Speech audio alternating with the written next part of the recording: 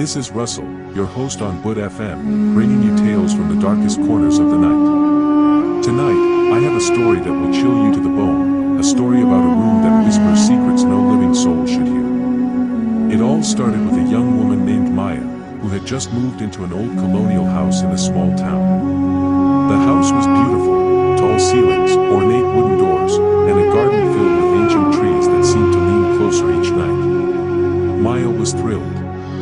A fresh start, away from the chaos of the city. But the house had a history, one she would soon discover was darker than she imagined. The first night, everything seemed normal. She unpacked her boxes, arranged her belongings, and went to sleep. But in the dead of night, she awoke suddenly. At first, it was just silence, but then she heard it, a soft whispering.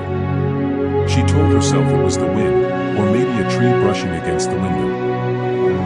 But the whispers grew louder, clearer. They seemed to be coming from the old study room on the second floor, a room she had barely glanced at. Curiosity pushed her out of bed.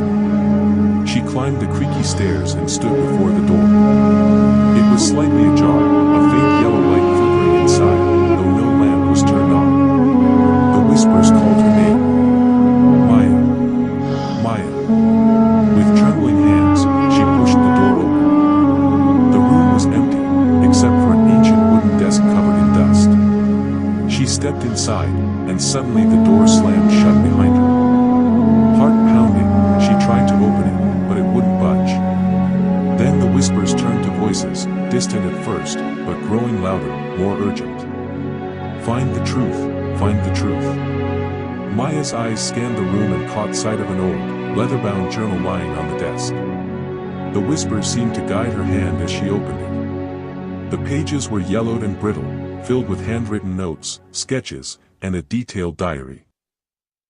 As she read, Maya learned that the house once belonged to a man named Edward Blackwood, a scholar obsessed with the supernatural. He had been searching for a way to contact the spirit world, to unlock secrets beyond human understanding. But Edward's experiments went horribly wrong. The journal revealed that he had trapped a restless spirit in that very room, a spirit bound by anger and sorrow. Maya felt a sudden coldness wrap around her, like icy fingers brushing her skin. The whispers returned, now furious and demanding. You must release me, set me free. Maya wanted to scream, to run, but something held her in place. She flipped through the journal, searching for a way to break the curse. Then she found it, a ritual, a way to free the spirit by burning the journal in the heart of the old garden under the light of the full moon. Maya glanced at the window. The moon hung high and full in the sky. She took a deep breath, her fear battling with determination. When the door finally creaked open, she ran downstairs and grabbed a lighter from the kitchen. Outside, the garden was alive with shadows. The ancient trees seemed to whisper in the night breeze, watching her every move.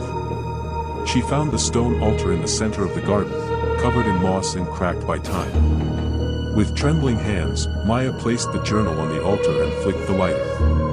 The pages caught fire, flames licking up toward the sky. Suddenly, the wind howled, and the whispers turned into anguished screams. The spirit appeared, a shadowy figure, face twisted with pain and rage. Maya stood her ground and shouted, "Be free. Go back to where you belong." The figure shrieked and dissolved into a burst of light. The air grew warm again, the shadows retreated, and the night fell silent. Maya knew the house was finally at peace. But as she turned to go inside, she heard a faint whisper, softer this time. "Thank you, Maya."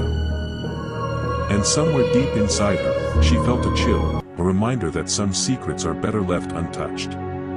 So, listeners, if you ever find yourself alone in an old house, and you hear whispers calling your name, remember this story. Because some rooms never forget. This has been Russell on bhoot FM. Sleep tight.